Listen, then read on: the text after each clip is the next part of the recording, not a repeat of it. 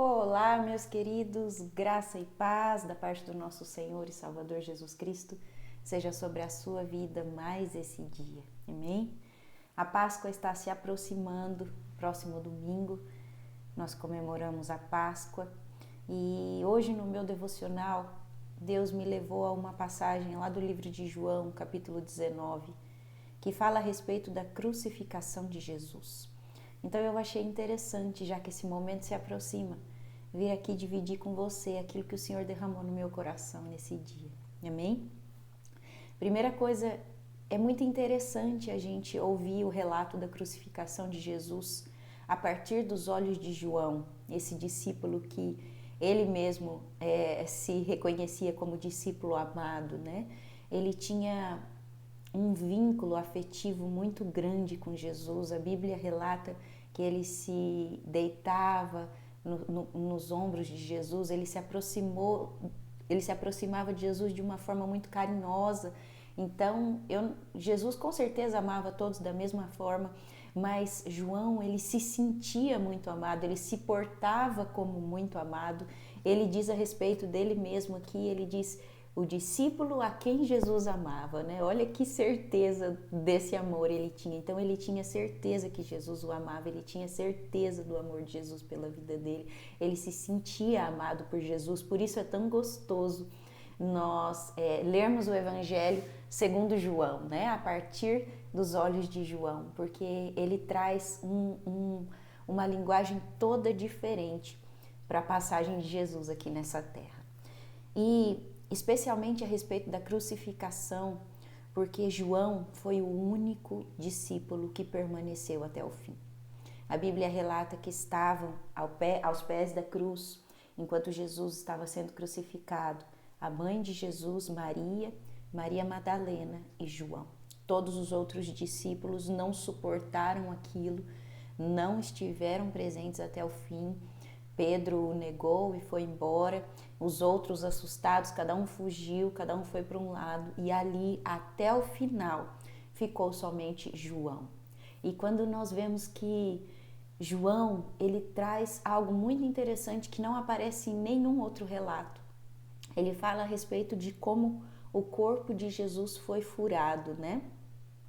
Eu acho que você já deve ter ouvido falar, ou já deve ter ouvido em alguma outra pregação, que Jesus, ele foi crucificado e então perfuraram o lado de Jesus com uma lança. E quando perfuraram, daquela ferida jorrou água e sangue. É disso que eu quero falar com você, é disso que esse vídeo vai tratar, né? O que significa isso? O que significa esse jorrar de água e sangue? O que isso quer dizer para mim e para você? Então vamos ler a passagem. João capítulo 19, versículo 31 diz assim: Então os líderes judeus pediram a Pilatos que mandasse quebrar as pernas dos que tinham sido crucificados e mandasse tirá-los das cruzes. Pediram isso porque era sexta-feira e não queriam que no sábado os corpos ainda estivessem nas cruzes. E aquele sábado era um sábado especialmente santo, porque era o sábado que antecedia a Páscoa. Os soldados foram e quebraram as pernas do primeiro homem que tinha sido crucificado com Jesus e depois quebraram as pernas do outro. Mas quando chegaram perto de Jesus, viram que ele já estava morto e não quebraram as suas pernas. Porém, um dos soldados furou o lado de Jesus com uma lança e no mesmo instante saiu sangue e água. Quem viu isso? Contou o que aconteceu para que vocês creiam. O que ele disse é verdade e ele sabe que fala a verdade. Isso aconteceu para que se cumprisse as escrituras sagradas a respeito de Jesus que dizem: nenhum dos seus ossos será quebrado. E em outro lugar da Bíblia as escrituras sagradas dizem: eles olharão para aquele a quem atravessaram com uma lança. Amém? Vamos entender o que essa passagem quer dizer para nós. Primeiro, a morte de cruz era uma morte muito lenta, né? É por isso que a morte de cruz ela era escolhida para os malfeitores, porque era uma morte dolorosa, uma morte lenta.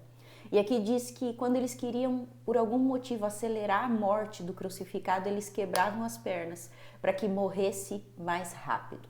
Lembrando que Jesus ele foi crucificado entre dois ladrões.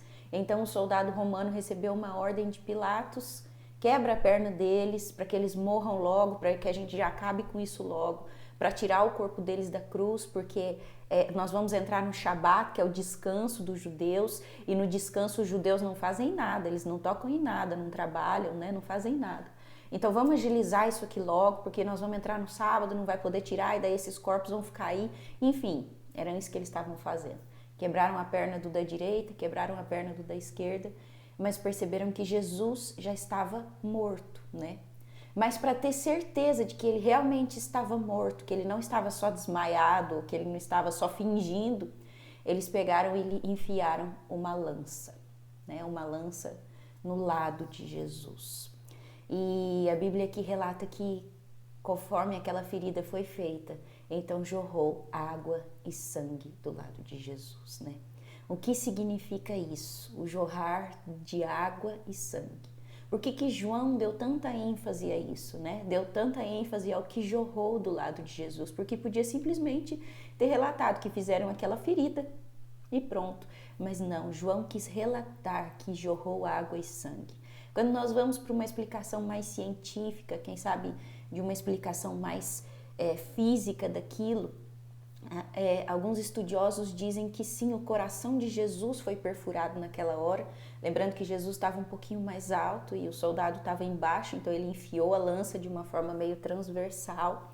E essa água ela tem uma explicação científica, porque o coração é um músculo que bate a todo tempo, e para que não perca-se a lubrificação, existe uma membrana que envolve o coração, que tem a aparência de água e tem sua composição água. Então, para que o coração permaneça batendo e não perca a lubrificação, lembrando que ele é um músculo, né, que fica pulsando, existe uma membrana que envolve o coração, formada de água. Então é muito provável que quando eles furaram, eles atingiram sim o coração de Jesus, e aquela água que João viu jorrando pode ser que sim, que seja dessa película que envolvia o coração de Jesus, amém? Isso fisicamente falando. Mas o que isso quer dizer, profeticamente falando? O que isso significa para a minha e para a sua vida hoje? Isso traz um fundamento para a nossa fé, isso traz um fundamento para a nossa crença, aquilo que Jesus estava fazendo na cruz. Quando nós vemos jorrar do lado de Jesus sangue e água, isso significa que Jesus, ele é poderoso para nos limpar e purificar de todo pecado através do seu sangue, mas ele é também poderoso para nos lavar de toda iniquidade. O sangue fala da expiação pelos nossos pecados, o sangue fala do preço pago pelos nossos pecados, mas a água fala do lavar, da santificação. Queridos, antes do sacrifício de Jesus, era muito comum as pessoas oferecerem sacrifícios de animais, né? Por isso a Bíblia trata Jesus como o Cordeiro Pascal, o Cordeiro de Deus que tira o pecado do mundo. Porque na Páscoa, uma vez no ano, as pessoas pela religião, elas eram habituadas a levarem os seus sacrifícios, os animais, elas iam e sacrificavam animais em memória dos seus pecados, para o perdão dos seus pecados. Acontece que o sacrifício de Jesus, ele é perfeito por quê? Porque ele não só perdoa pecado, mas ele limpa corações.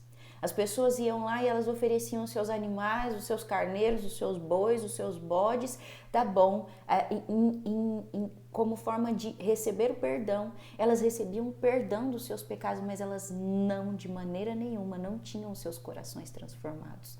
Então, quando nós vemos jorrar do lado de Jesus sangue e água, significa sim, ele perdoa pecados, mas ele também lava os nossos corações. Existe uma passagem bíblica, não vou me lembrar o endereço agora, mas diz que Deus, através de Jesus, ele não só perdoou os nossos pecados, mas as nossas iniquidades. O que são as nossas iniquidades? É aquele pecado que ainda mora lá dentro, mas que ainda não se transformou num ato, realmente um ato de pecado. Iniquidade é aquele mal que habita lá dentro, mas que ainda não se transformou numa atitude má. E sabe quem é que tem poder para limpar corações?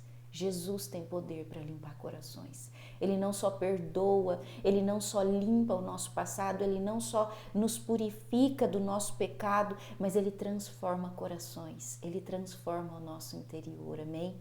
Queridos, a Páscoa está chegando e a Páscoa significa passagem da vida, da morte para a vida.